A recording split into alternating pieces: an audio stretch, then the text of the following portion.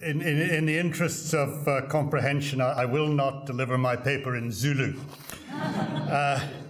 Thank you very much for inviting me to address the conference, the Congress. I think it's been a very good Congress. I hope that we've started a momentum, and I think Taj and Regina and her team have done a really good job.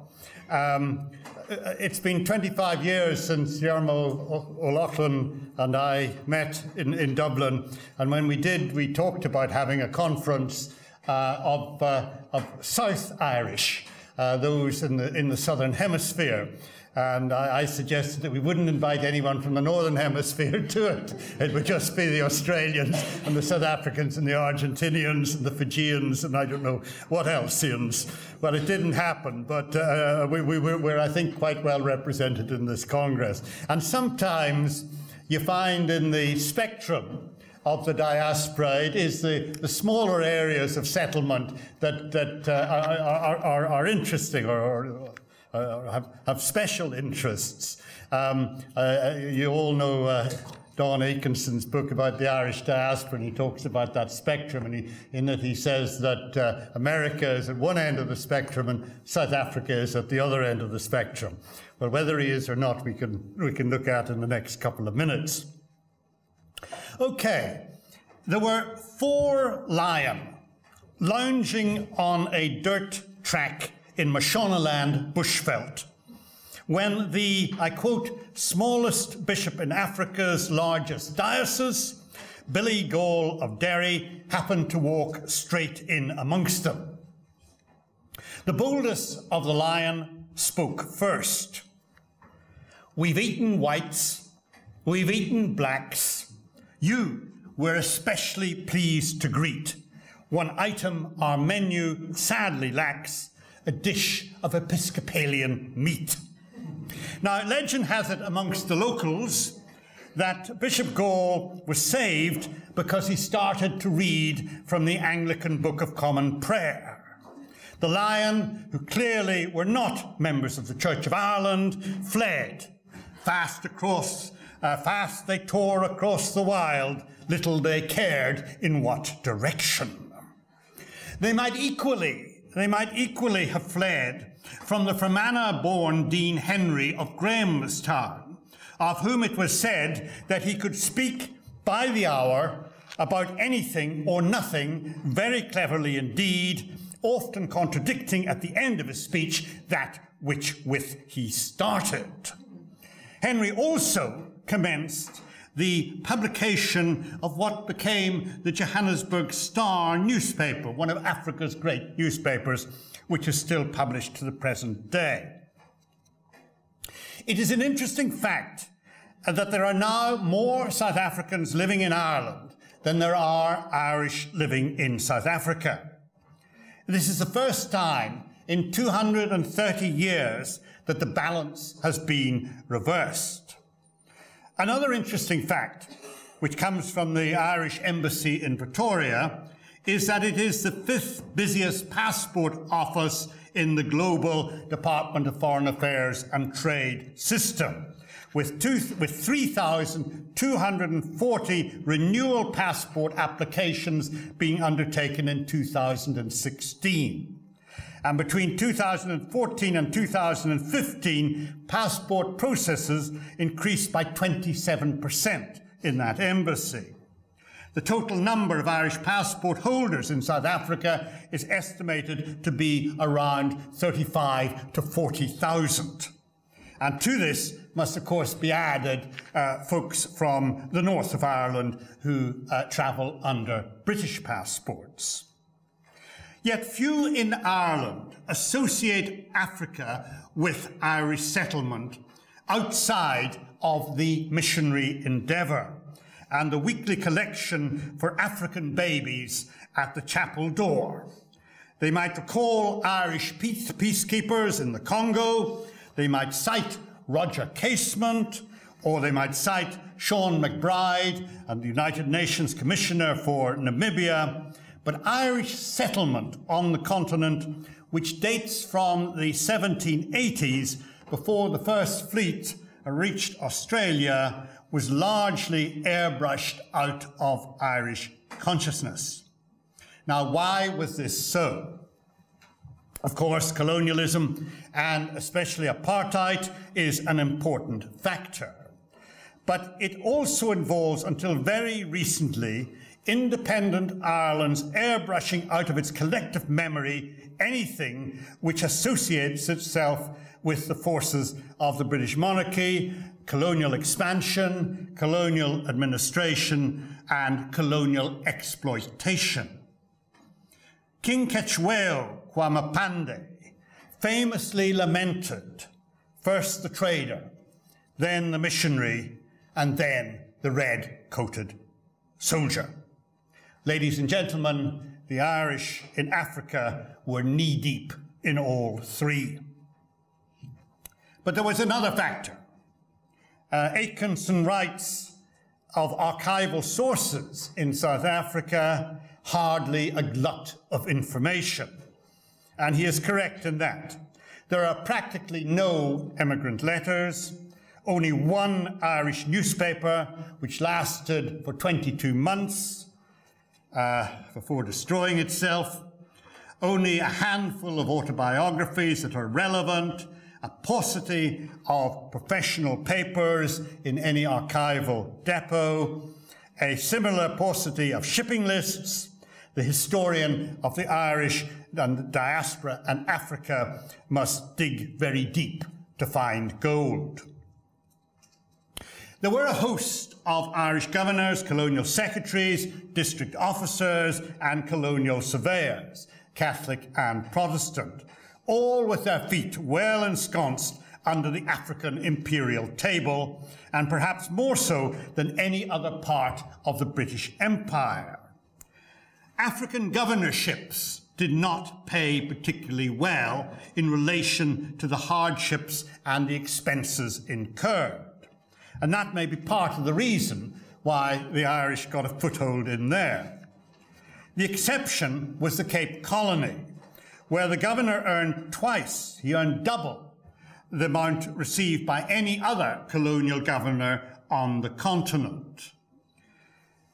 From Earl Macartney in 1795 to Sir Walter Healy Hutchinson in 1901, about one-third, which is a large proportion, about one-third of the Cape governors were home-born Irishmen. And so notably so, that when Sir Lowry Cole, the chap at the top of the monument in Enniskillen, when Sir Lowry Cole of Florence Court landed at the jetty at the waterfront in Table Bay in 1828, onlookers were heard to grumble that, I quote, another Irishman has been sent to rule over us. Perhaps this hostility was in part evoked by the fact that the Irish merchant prince, Hamilton Ross of Galway, kept an Irish piper in his home, the magnificent mansion of Mount Nelson, which is now a prestigious five-star hotel that you and I couldn't afford to stay in. And the piper, Hamilton Ross liked the piper to play late into the night. And late into the night, there was an Irish pipes sounding over, because it's at the top of the hill looking down on the actual settlement over Cape Town, which was greatly resented by the good folks of that town. In fairness to Irish administrators, many of them had more than an occasional interest in the vast tracts of savanna and jungle and the myriad inhabitants which they were sent to rule over. And I think there's quite a lot of evidence for that.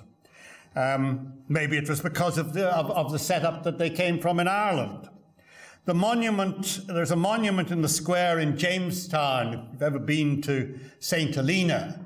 4 days being seasick getting there, 4 days being seasick getting back, I promise you, from Cape Town. Unfortunately, they're going to have air flights soon, but soon maybe a little bit longer than we hope.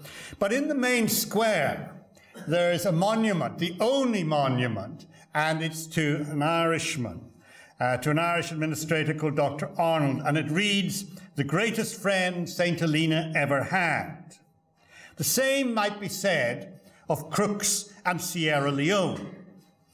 Major Jack Crooks, a Catholic, a product of the Royal Hibernian School, started out as a drummer boy with the Royal Artillery and ended up as colonial secretary and oft-time acting governor of Sierra Leone. Oft-time acting governors because governors tended to come and die at an alarming rate.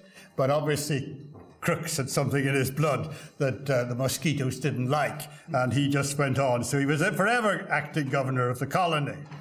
And there was an exceptionally large number of Irish officials in Sierra Leone in the 19th century.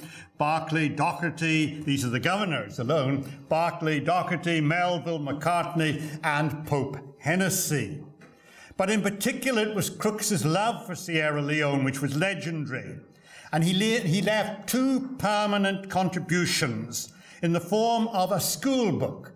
And as far as I can work out, it's the first African history school book of a region published and distributed amongst primary schools in Africa. And perhaps more famously, in 1904, Dublin published a history of Sierra Leone, which is now very much a classic.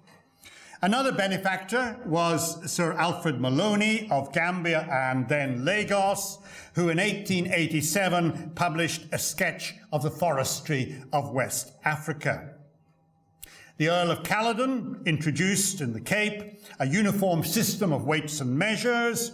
He introduced the driving on the left-hand side of the road, which in theory they still do in South Africa, the smallpox inoculation and road vehicle taxation, that great boom of civilization. He also had to deal with the slave revolt initiated and crushed by Irishmen. The slave leaders, the 2 slave leaders, dressed themselves up a la Robert Emmet in bottle green uniforms and epaulets, and then deserted the poor unfortunate slaves when the going got rough and the Irish dragoons appeared on the scene. And to make matters even worse for the national name, one of them then turned king's evidence on the other to save his neck. But the greatest Irish administrator and benefactor to Africa in the colonial era was undoubtedly the very long-serving Attorney General at the Cape, William Porter of Limavady. The achievements of Porter, a liberal and Unitarian of the New Light movement, included the writing of the famous Constitution for Representative Government at the Cape and the introduction of the concept of the colour-blind franchise. Something which existed until the Union of South Africa in 1910 and which was then most unfortunately abolished. But up to then, in the Cape, if you were a person of property, you had the vote. A man of property, you had the vote. And you do have a cohort of African middle-class journalists and missionaries who, in the Eastern Cape, who were enfranchised. And it was a very, very important principle. Porter said, "I would rather meet the Hottentot on the political hustings than in the kloof in the valley with a musket over his shoulder."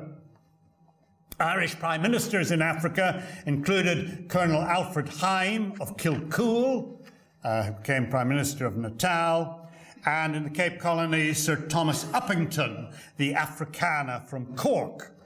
Also needing mention are second-generation premiers, such as the Cape's Thomas Charles Scanlon and Charles Coghlan in 1920s Rhodesia, 1920s colonial Zimbabwe. Irish settlement in Africa did not get off to a very good start. The Irish huddled masses yearning to breathe free and fleeing the famine of the 1840s did not come to Africa. As the Cape Town Daily News in 1876 commented, in Ireland, Africa had a reputation for being unsafe.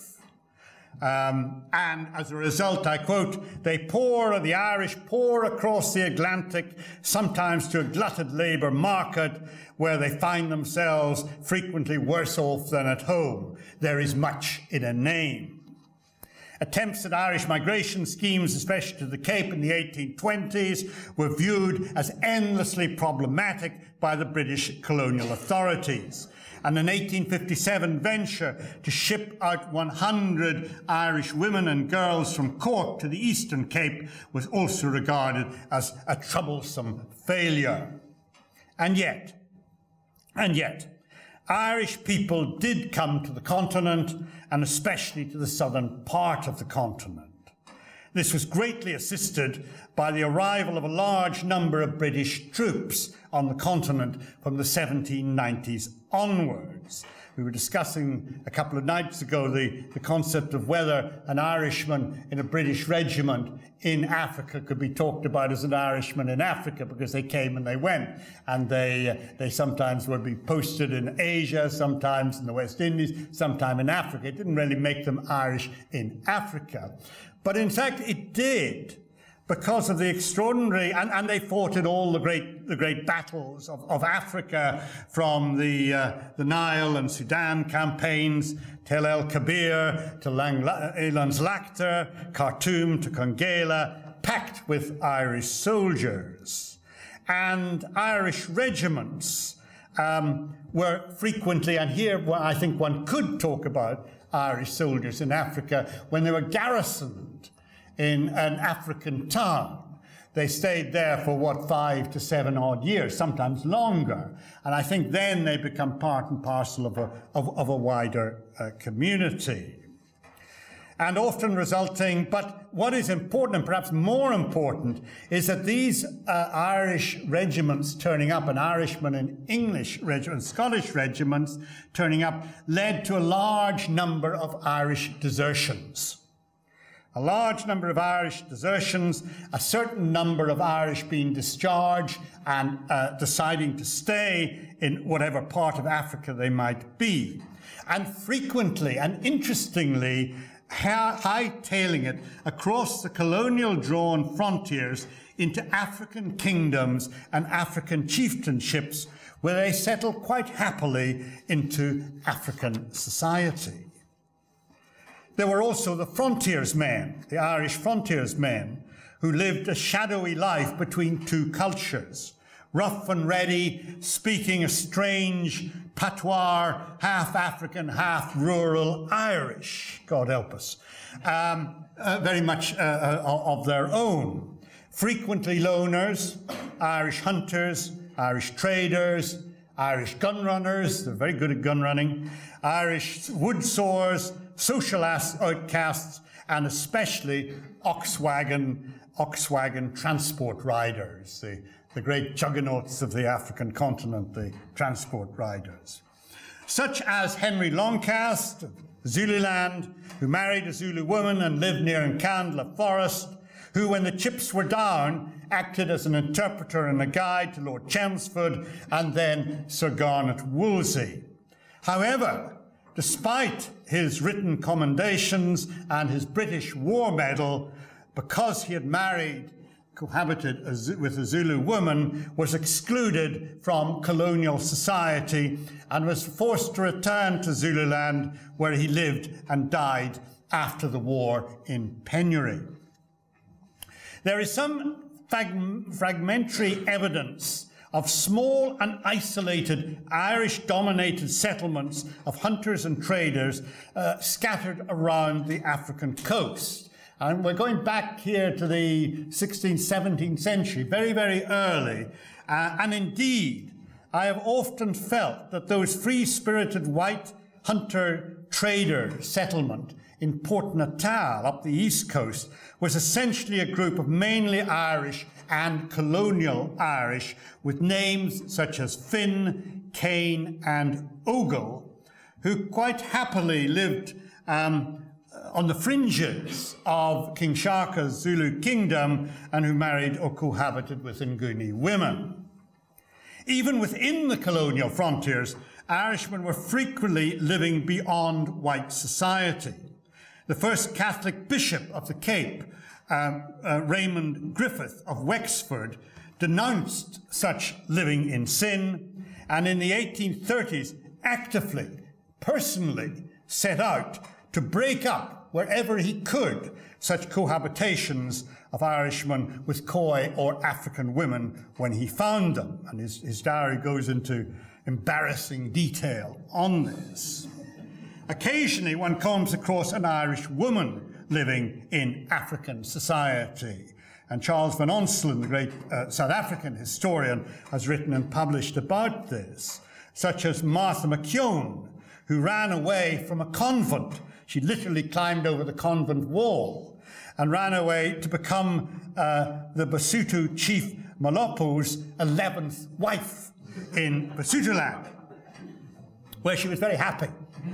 And her brothers, who were absolute scoundrels, they were safe breakers in Johannesburg, they were criminals, they were ruffians, were horrified at her living as the 11th wife of the chief, and wrote to her with great moral indignation about the shame she was bringing to the McKeown family, and then went on to murder and do whatever else they did the next night.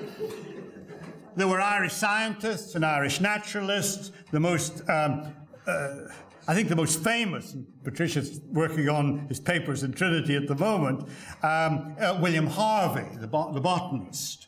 But we have Frederick Fitzsimons from Garva, perhaps someone incongruously became Africa's greatest snake expert, Archibald Ritchie of East Africa, and Bronya's exhibition out there has highlighted this.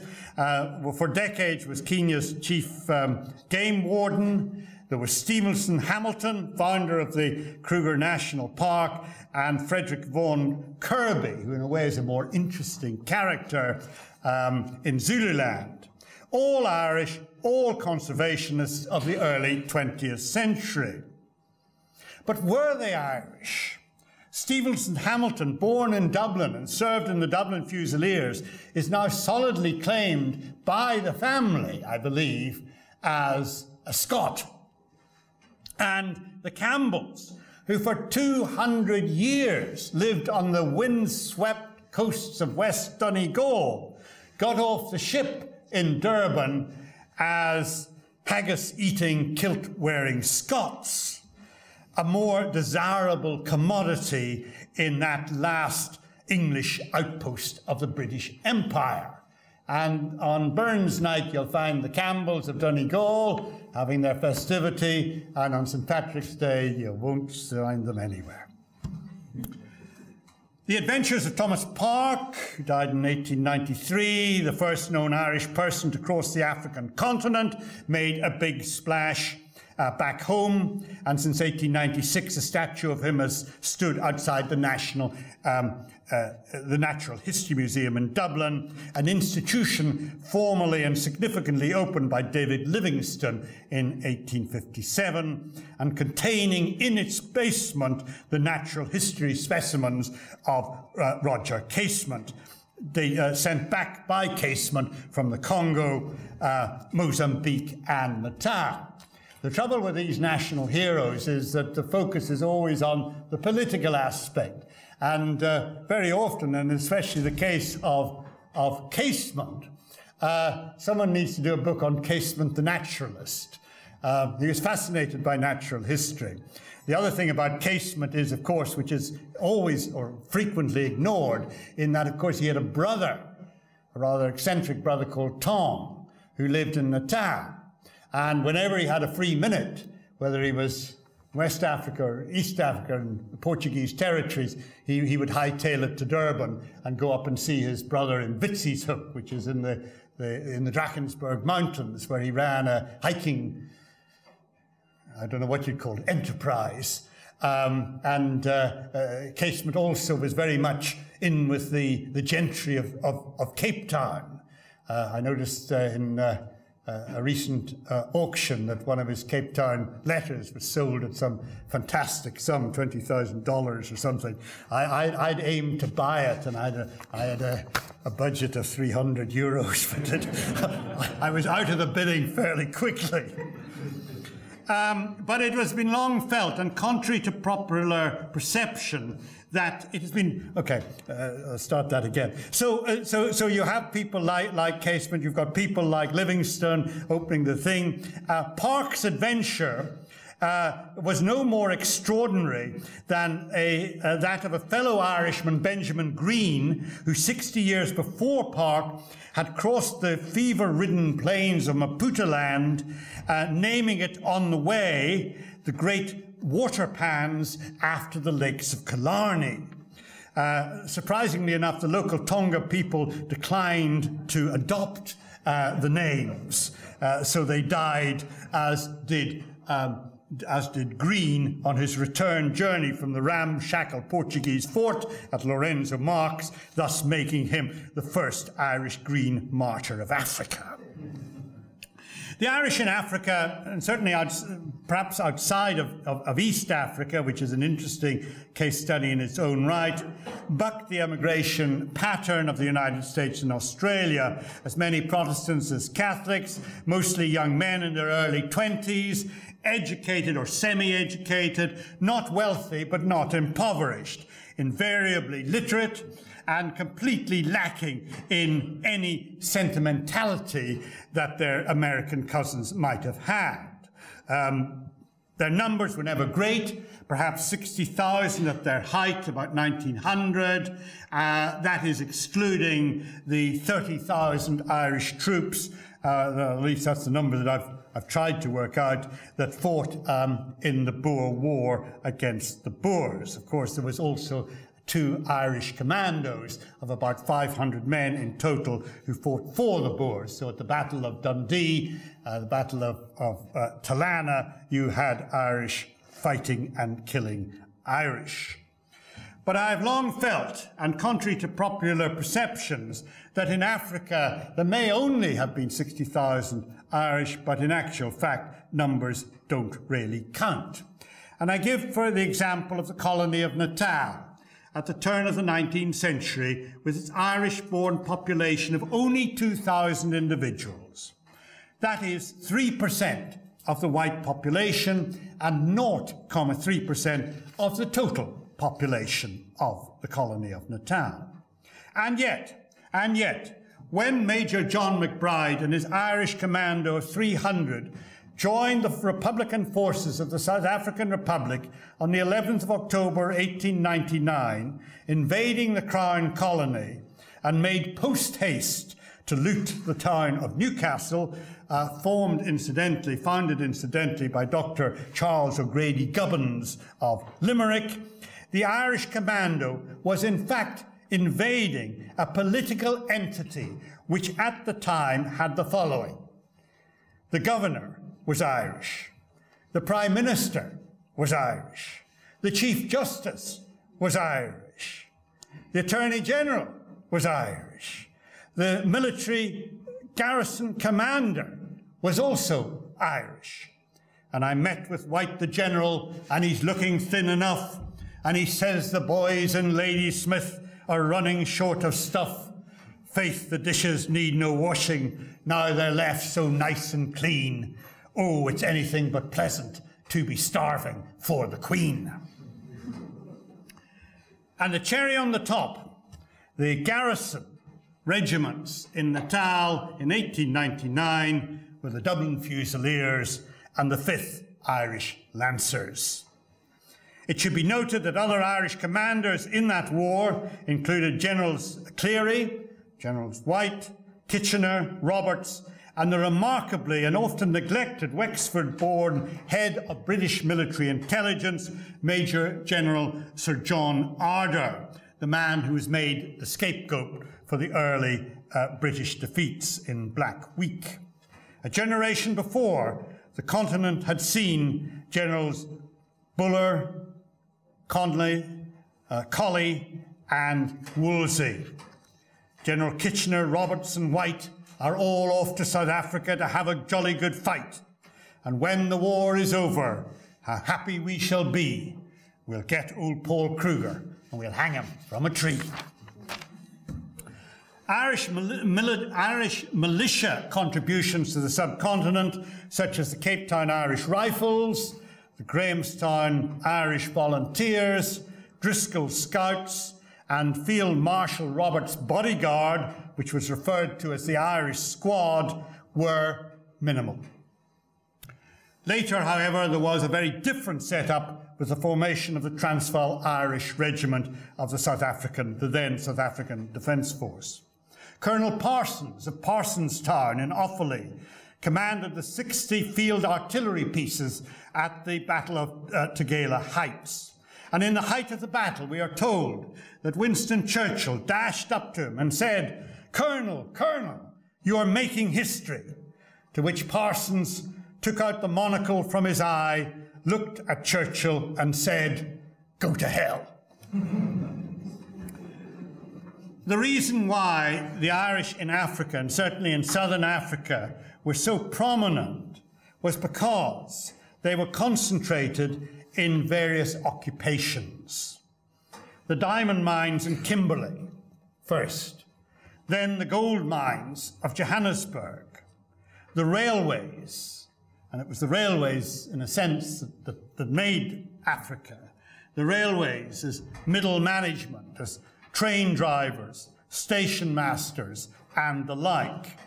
The great African trading houses of John Orrs, William Cuthbert, Bothwell and McCulloch, McNamee's, and R.H. Henderson, all founded and all run by immigrants, mostly from the north of Ireland, but ever keen to employ any Irishman, and later any Irishwoman, that turned up on their doorstep. And Nairobi also had, of course, Hughes Motors and Cork-born John Carberry's Kenyan African Company. Then there were the mounted police and the militia, Irish farm lads who could ride a horse and who could shoot a gun, could shoot a rifle. About a quarter of the Cape Mounted Police were Irish, and Irish accents amongst the constables on the streets of Cape Town were as common as on the streets of New York. The continent was a magnet for Irish journalists. From the north, and the Fenian Edmund O'Donovan, killed, we are told, with a Sudanese spear in his chest the size of a shovel, to Frederick York St. Ledger, founder of the Cape Times, and not forgetting, of course, Arthur Griffith and the Middelburg Courant, the first newspaper that Arthur Griffith ever edited and published. It didn't last very long because he published it in English, and the Boers, the Afrikaners, wouldn't buy an English paper, and the English farmers didn't like what he was writing against the English. So it lasted for 13 editions and then closed. And we cannot find it. In the catalogue of the National Library of South Africa, it is listed as a file. I've tried for 40 years to find it. I got Carter Asmal to try and find it.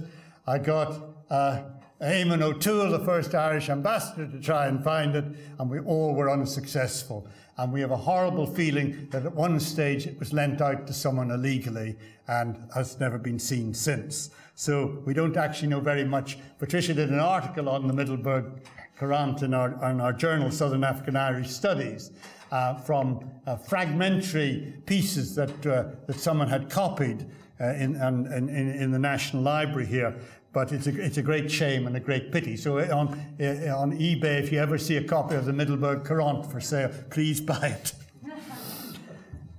And then there were the missionaries. Now, the missionaries are in many senses very difficult to analyse and to handle. The Irish, and prominently, but not exclusively, Catholic missionary endeavour in Africa has been fundamental to the image of Africa as it was held, and to a large extent is still held, in Ireland.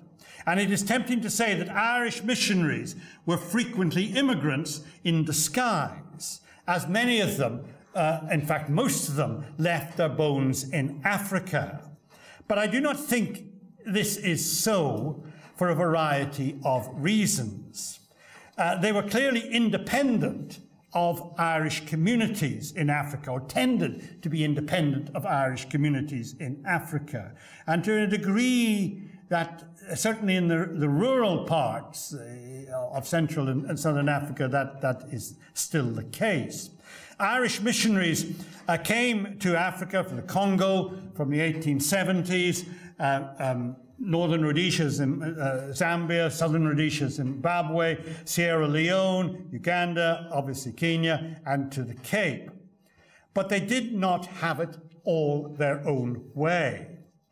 There was competition from Protestant missionaries. German East Africa was divided into spheres of influence. The German authorities divided Tanganyika into spheres of influence between Protestants and Catholics. You know, you can have that bit, and you can have that bit, and you can have that bit. And there were also German and French-speaking Catholic missionaries, of course, as well. It should not be forgotten that what became South Africa was divided ecclesiastically in the 19th century between the French and the French Mauritians and the Irish, with what might be called a papal curtain between the two. For the whole of the 19th century, the Catholic Diocese of the Eastern Cape had Irish-born bishops. No exceptions, all Irish-born. This was not the case further up the coast, where the bishops were French. The missionary achievement has to be viewed chronologically also, as well as geographically. The Irish missionary endeavour outside of southern Africa up to the 19th century, the Irish missionary endeavour outside of southern Africa up to the 19th century, late 19th century, was not extensive. However, in the early 20th century, it expanded greatly, with a host of prominent Irish bishops, such as Bishop O'Gorman and his greyhounds in Freetown, Bishop Joseph Byrne, also from Sierra Leone and later in Tanganyika, Cardinal McCann in Cape Town, and what Indran Dr. Naidu gave a paper about a few days ago, Archbishop Dennis Hurley in Durban. Bronagh O'Neill has observed that 40 Catholic missionary congregations and orders, either founded in Ireland or with Irish members, have worked or are still working in Kenya. And like the secular settlers, Irish numbers, probably never more than 2,000 to 3,000 at any one Pacific time, scattered across sub-Saharan Africa, belied their influence for good or for ill. It cannot be overlooked of accusations made about institutional abuse in certain establishments in the Cape, nor can one ignore the general condemnation of missionary endeavour in undermining certain aspects of African traditional society, not least what nowadays we refer to as African traditional religion. I mean, it's just a self-evident fact. But one must also recognize that in many instances, Irish missionaries were the first and the last line of defense between black communities and authoritarian and dogmatic white rule. An Irish missionary education endeavour did not just mean the likes of the famous schools, the Dominican Convent High School founded by Mother Patrick in Harare in 1892, or St. Patrick's Christian Brothers College established in Kimberley in 1897, but also, and indeed more so, the small rural schools deep in the African bush. In the opening decades of the 20th century, the ever-determined Bishop Shanagan and his cohort of Irish priests ran no fewer than 1,400 primary schools in southern Nigeria alone. Later, such schools were the establishments supported by the famous Black Babies Box, the BBB, collected, as I said, at the door of chapels in Ireland every Sunday. That had a seismic impact on many African people's lives, to an extent where today to be Irish in certain parts of the continent is to be regarded as not being white. In fact, I find that in meetings in my university. If I am the only white person in the meeting, which I frequently am, and things might get a little bit political and hot, someone might nudge someone and say, look, McCracken's there. And the DVC would say, oh, don't worry, he's Irish, he's Irish. And they needn't worry. Now, the BBB mindset became part of the Irish nationalist narrative and impact on thinking and approach and activities of the Department of External Affairs, now the Department of Foreign Affairs and Trade. It led to an astonishing and unrecognized dualism, or at very least, a tension in Irish foreign policy to Africa. For despite public utterances of Ireland's position on apartheid and being the first European nation to introduce sanctions, blah, blah, blah, despite all that, the fact remains that there were strong historical ties and contemporary pressures which resulted in a how can we handle this situation approach from Ive House. The legacy included the Irish pro-Boer movement of 1899 to 1900, the activities of the two Irish commandos in that conflict, the alliance of the Irish Free State and the Dominion of South Africa to undermine the whole Dominion system in the 1920s, what was called the Fellowship of Disaffection, and the funding and erection in 1975 and the unveiling by Betsy Verwoerd of a memorial in Johannesburg to the Irish commandos, a memorial which in dubious circumstances was subsequently removed to the Afrikaner enclave of Oranje through the manoeuvrings of Robert van Tonde and the Boerenstadtpartij, who had very close links with a certain section of the Irish community. These influential Irish and their right-wing Afrikaner associates were not, however, I think, and in my experience, representative of most Irish in southern Africa. Ironically, the end of colonialism in South Africa in 1910, when the British imperial power moved out and white South Africa was given self-government, for full self-government, pretty well, overnight, Irish emigration to southern Africa, apart from Rhodesia, apart from Zimbabwe, dried up. Writing home to Ireland from Johannesburg in November 1921, Gerald Little asserted to his father, "This Smuts is a nationalist at heart. All the men who've been fired from the post office and from the railway are home-born men." Home-born meaning Irish-born. Not surprising, therefore, when the White Soviet rose in 1922 Rand Revolt, the Irish were in the thick of the unrest in Fordsburg, a traditional Irish neighbourhood and suburb of Johannesburg. After Smuts's government had bombed the trenches from the air, the Durban Light Infantry overran them and captured a large green Irish flag, which is in their museum in Durban.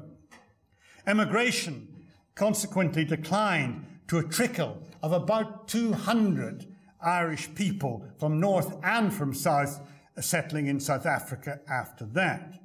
The only real Irish person of prominence in that interwar period was R.H. Henderson, the author, and I have to say a rather colourless individual compared with some of his predecessors, the author of a classic book called An Ulsterman in Africa, who joined the Smuts Second World War coalition cabinet, minister without portfolio. In the 1970s, there were three categories of Irish on the continent. those who were transitory, staff who were linked to Ireland's 11 embassies, aid projects such as Irish Aid and Concern, or contract workers. These are people who come and are gone. To an extent, Africa has always been a place of temporary abode for many Irish, not just colonial administrators. And indeed, Arthur Griffith himself, when in the Transvaal, wrote home to Padraig Colum, saying that going to South Africa was not like emigrating, it was like a sojourn. Secondly, there were the Old Irish. The first known Irish society in Africa was founded in Cape Town in 1829. The oldest existing Irish society today is in Matabeleland in Zambia, in Zimbabwe, which dates from the 1890s. And I mustn't leave out our friends. Oh, I mentioned them here. Between 1929 and 1917, Irish societies have come and gone with great rapidity from Kenya to Harare to Leidenburg. In 1921-22, there were 25 branches of the IRA-SA run by the Trinity College Dublin educated classicist and Marxist Ben Farrington. He ended up as Professor of Classics in Liverpool.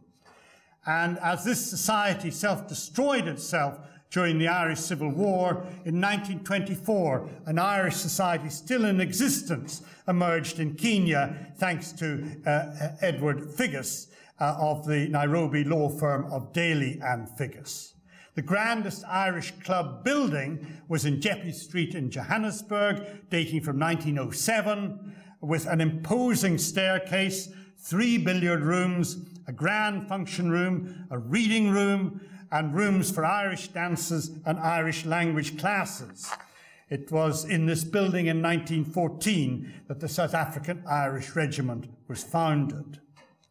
Now, despite all Irish heritage in South Africa, all this Irish heritage in South Africa, this is in one sense fallacious.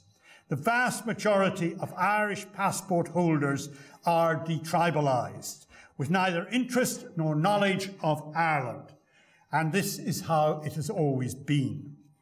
Thomas O'Callaghan wrote in February 1921, "There are hundreds of young South Africans, men and women, Irish on both sides for 2 generations, who are in no sense Irish. Their parents and their great-grandparents might as well have come from Yorkshire or from Devon. They have Irish names and Irish blood, but they are English of English. In no other country has there been such a complete loss of nationality." The genuine Old Irish are actually mostly not culturally Irish at all. These are the descendants of 19th century Irish settlers. Ironically, many of these are now Afrikaans speaking, either in the so-called coloured community or Afrikaners, with names such as Kane, Emmett, Finn, McBride, O'Grady, O'Neill with 1 L, and the O'Reillys of the Free State. Their existence in themselves illustrates the fluidity of Irish society in Africa. The Irish towns, the communities of Robben Island, Newlands, Woodstock, the docks area around Port Elizabeth, Fordsburg, the Kynoch factory workers from Arklow who settled in Mbog Tweeny, which had its own hurley team, but we don't know who they played against, as we've never heard of another hurley team. All of these Irish towns, we've got the grand photograph of the lads sitting there with their sticks. All these Irish towns have completely and utterly vanished. I once went round Irish Town in Newlands and I knocked on the door. Now, the Irish workers worked in Olson's Brewery at the bottom of the hill there. And everyone sort of looked at me as if I was an idiot when I was saying, did they know anything about Irish settlement in the region? Except one Afrikaner who invited me in and said, well, in digging his garden, he found about 6 foot of broken bottles, so he assumed the Irish had lived in the house, which was another stereotype that unfortunately, we have in South Africa. All these towns have completely vanished. So have the scattered Irish farming communities leaving as ghosts only the Irish farm names, which stretch from Matabeleland to Botswana to KwaZulu-Natal. Farm names like Avoca, Dublin, Donnybrook, Kildare, and so forth, with one gigantic Kalahari cattle ranch called Home Rule. It does, however, have to be said that only in East Africa and colonial Zimbabwe did the Irish make much of an impact on farming in any numbers. Though one cattle farmer in East Griqualand in 1906, it was said that he had more cattle than could conveniently be counted, which is a very nice way to have your farm. It was the Irish Holy Ghost Fathers, as we learnt in the exhibition talk yesterday afternoon, under Father Tom Burke, who introduced commercial coffee growing into East Africa. And one cannot understress the importance of that to the East African economy in the long run.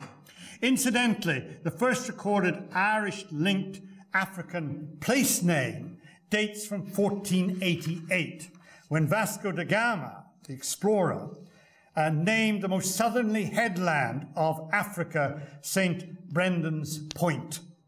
Sadly, it was soon renamed by the Portuguese Cape Agulhas, the Cape of Needles. And then lastly, there are the new Irish. There are about 1,500, 2,000 Irish living in Kenya today. There are perhaps 1,000 Irish living in Zimbabwe. There are, as I've said, 35 to 40,000 passport holders living in South Africa. I would doubt that more than a tenth of those South African passport holders were born in the Republic of Ireland or in Northern Ireland. We do not have precise statistics for in 1985, the South African census reports no longer separates those born in Northern Ireland from those born in the United Kingdom. Indeed, I had a fight with the census recorder the last time when they came round and tried to name where we were born on that very point. Ironically, these new Irish were mostly the people who constitute membership of Irish societies across Africa today. And I think it's very important that when one looks at Irish societies, one remembers that they are a phenomenon, and there will be lots of people of Irish descent who won't join Irish societies, not necessarily because of hostility, but because of mindset. It is a mindset that belongs to an Irish society. I think it's fair to say, and I don't know whether, Kevin, whether you'd agree with me or not on this, that it's generally an aging population, which are constituted by two main component parts. First of all, and very much ignored, those who have retreated down Africa in advance of decolonization, mainly from East Africa and from Central Africa, where they had been a recognizable Irish farming community, especially amongst the Happy Valley set, the most prominent being the Honourable Berkeley Cole, the son-in-law of Lord Delamere. But mostly Irish doctors, Irish nurses, civil engineers, and some of the commercial farmers, though the last mentioned proved more tenacious and sensible. The sensible ones stayed on. It has to be said that some of these internal Irish migrants picked up bad habits from the White Highlands, though most, it has to be said, were just glad to have somewhere to retreat to. At the same time, these skilled immigrants of Uhura entered South Africa and Rhodesia. In the 1960s and the 1970s, there was an influx of Irish artisans attracted by employment opportunities, especially from oil to coal Sasol infrastructure in the old Transvaal. And the introduction in 1975 in South Africa of a television service. The South African Broadcasting Corporation, a clone of Lord Rees BBC, if there was ever one, was packed with Irish presenters on radio and on television. Penny Smythe, Pat Carr, John Robbie, Martin Bailey, and the legendary golden voice of Paddy O'Byrne. And the new influx brought with it the heyday of Molly Hyde's vibrant and swinging Hillbrow Irish Club, of which you could give a very entertaining paper in its own right. I think it has to be said that the new Irish refugees had distinctive characteristics. These were certainly more race-conscious. They were also an element of a later, post-1994, Great White Flight out of South Africa, moving on to where the imperial track finally ended in Western Australia. Like George A. Birmingham's 1906 fictional character, Desmond O'Donoghue in London, the Irish in Africa will do anything for Ireland but actually live there. And some of the new arrivals brought bad habits with them, this time from Ireland. The 1900 Gale, in the 1900 edition of the Gale, it observed Irish blood is a true recommendation of friendship of all Cape Irishmen. But 70 years later, things were changing. Northern Ireland brought with it, the immigrants brought with it a new bitterness, or at least among some of them.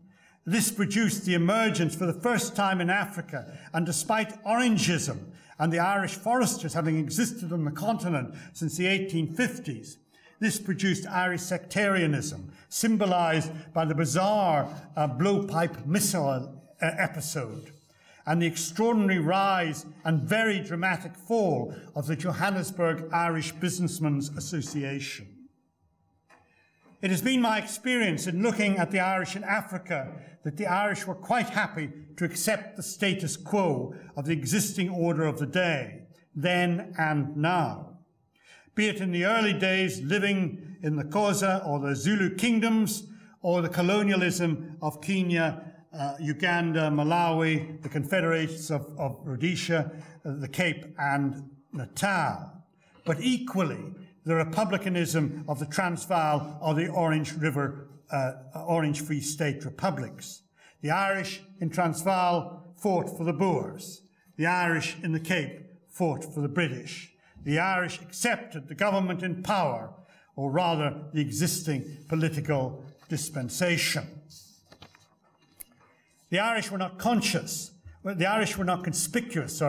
the apartheid state and tended to lie low, emerging with fervour every St. Patrick's Day when gold-coloured cardboard harps were sold in the streets. They were largely abandoned, I have to say. They were largely abandoned by successive Irish governments, finding themselves in a limbo.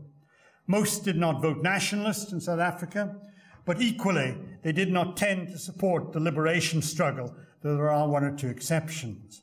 But equally, the Irish did not slot easily behind the white English-speaking opposition with its Gladstonian liberal ethos. It was that attitude which led, that Gladstonian liberal ethos, which led to the infamous campaign against the landing of transport convicts from the Neptune in 1849 with the intention of establishing a penal settlement in the Cape. And very roughly, the idea was to close Australia and open Africa as a dumping ground for Irish convict settlement. The ship, which packed with young Irelanders, including John Mitchell, and liberal white Cape Town, would have none of this, and behaved very much as they behaved 150 years later. They were outraged, took to the streets to protest, and that their pristine colony would be soiled with the presence of Irish convicts. And after 5 months, the authorities conceded, and the Neptune sailed on to Van Diemen's Land. So the poor convicts had to sit in Table Bay through an African summer in the ship.